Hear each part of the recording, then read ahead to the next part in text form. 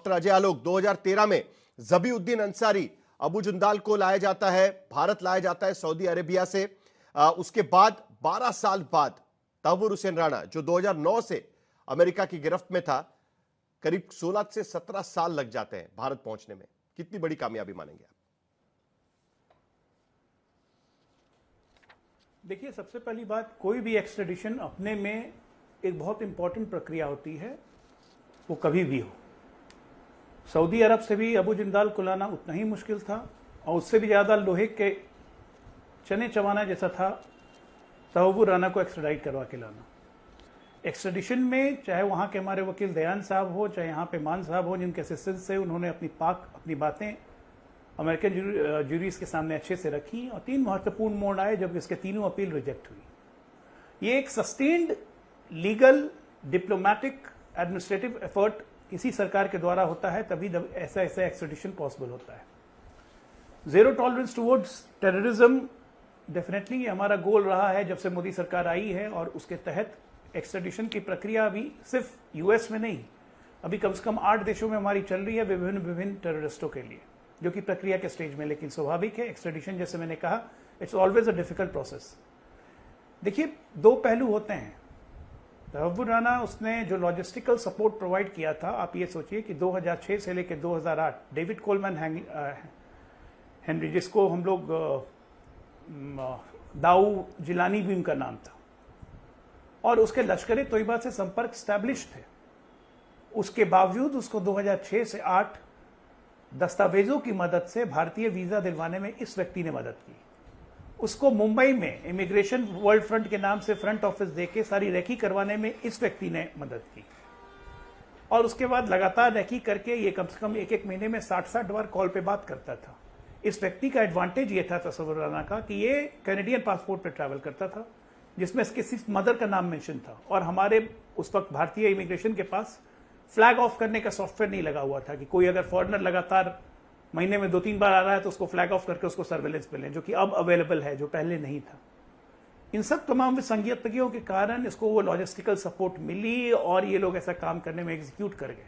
अब देखिए, हमारी न्यायिक प्रणाली का तो ये हाल है कि अजमल कसाब को हमने ऑन द स्पॉट जिंदा पकड़ लिया, 166 आदमियों को उसने मारा था, उसके ग्रुप ने मारा था। उसके बावजूद खातिरदारी करते, लीगल प्रोसेस को फॉलो करते करते उसको 4 साल लग गए हमें फांसी देने में। अब ये तहव्वुर राणा है तो इसको सजा देने के लिए नहीं, बल्कि ये सबसे इंपॉर्टेंट है इंडियन इंटेलिजेंस के लिए हिसाब से, एनआईए के हिसाब से, कि वो लॉजिस्टिकल सपोर्ट उसको इंडिया में किसने मुहैया करवाया, वो लॉजिस्टिकल सपोर्ट उसको पाकिस्तान में किसने मुहैया करवाया, कब से ये नेक्सस चल रहा था, इसकी फंडिंग कौन कर रहा है, इन तमाम बातों की तह में जाने का भी ये समय है। और निश्चित तौर पे वर्ल्ड 2005, 6, 2008 और 2001 के बाद वर्ल्ड बहुत बदला है। विश्व वही नहीं रहा है जो पहले विश्व था। आतंक के खिलाफ अब जो कार्रवाई नहीं भी करते थे, उनको भी मजबूरी है कार्रवाई करने की। तो उन सब तमाम हिसाब से मैं देखता हूं कि एक बहुत बड़ी सफलता है। I will say it's a drastic effort by Indian intelligence agencies, हमारे प्राइम मिनिस्टर की पर्सनल केमिस्ट्री, हमारे एजेंसीज, एक लोग की ये बहुत अच्छी कोशिश है जो कि रंग लाई है।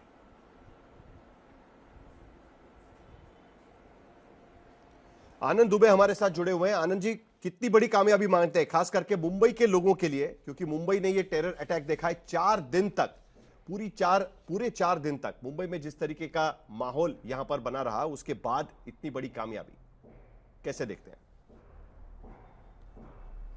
साहिल भाई नमस्ते। देखिए साहिल भाई, हम राजनीतिक दल हैं, जब राजनीति होती है तो खूब होती है, जब चुनाव आते हैं तो हम एक दूसरे के कपड़े तक फाड़ने से गिरोज नहीं करते, एक दूसरे की खूब आलोचना करते हैं। लेकिन जब बात हमारे देश की आती है, बात हमारे अस्मिता की आती है, बात हमारे सुरक्षा की आती है, तो हम देश के साथ खड़ा रहना पसंद करते हैं। ठीक है, देर आए दुरुस्त आए, देर हुई है लेकिन दुरुस्त आए हैं, उसको कम से कम आप यहाँ ला रहे हैं। पाकिस्तान को हम पूरी तरह से एक्सपोज करेंगे दुनिया के सामने, क्योंकि ये वही तहव्वुर राणा और ये वही हेडली है। हेडली तो नहीं आ रहा है, तहव्वुर राणा आ रहा है, हेडली भी आज नहीं कल आएगा। हमारी एजेंसियां लगी होंगी, वो पीछे नहीं हटेंगी। इसकी वजह से बहुत सारी हमको एक प्रकार से जानकारी मिलेगी कि पाकिस्तान और क्या करने वाला है, या पाकिस्तान में और कौन कौन लोग छुपे हुए हैं। अभी आप ही बता रहे थे कि हाफिज सईद या बहुत सारे हैं जो अभी भी गिरफ्त से बाहर है, अभी भी हमारे पहुंच से दूर बैठे हैं। सबको धीरे धीरे लाएंगे, लाना ही होगा। हम राजनीतिक दल हैं, हम सरकारें बनाते हैं या विपक्ष में रहते हैं देश की सेवा की भावना से ही, देश से बड़ा कुछ नहीं है। हम तो यही कहेंगे कि तहव्वुर राणा से जितनी जानकारी एजेंसियों को लेनी है ले, और जो अंत में कसाब के साथ किया गया वही इसके साथ भी करना चाहिए, इसको भी फांसी पर लटका देना चाहिए। लेकिन बहुत सारे विषय ऐसे होते हैं जब हम आंतरिक सुरक्षा या बाहरी सुरक्षा पर बात करते हैं साहिल भाई, तो हमें थोड़ी स्पीड भी बढ़ानी होगी। अगर 2008 का मामला है और 2025 तक हम उसको ला रहे हैं, सोचिए अगर हम इसको बहुत पहले लाए होते तो बहुत सारी जो इफेक्ट होते हैं देश पर या होने वाले होते हैं उससे हम बच सकते हैं। तो एक विपक्ष होने के नाते हम तो देश के साथ खड़े हैं, हम सरकार को पूरा सहयोग करने को तैयार हैं। हम कभी किसी सरकार पर दोषारोपण नहीं करेंगे कि हम होते तो अच्छा करते, होते तो अच्छा नहीं कर रहे। हम सिर्फ ये चाहते हैं कि आप हमारे देश को सुरक्षा प्रदान कीजिए। ये हेडली को भी लाइए, हाफिज को भी लाइए, और पाकिस्तान को पूरी दुनिया के सामने जैसे एक्सपोज हम लोग करते आए करते रहिए। हमारी एजेंसियों में वो मनोबल है, हमारी एजेंसियों में वो ताकत है। सरकारें बदलती रहेंगी, आज एनडीए की सरकार है, पहले यूपीए की थी, फिर हो सकता है बदल जाएगी, लेकिन एजेंसियां तो अपना काम ईमानदारी से करना चाहती हैं और करती भी है। उसी का आज प्रतिसाद मिल रहा है कि उसको हम लोग उसको यहां पर ला पा रहे हैं और उससे हम लोग एक जांच पड़ताल करेंगे।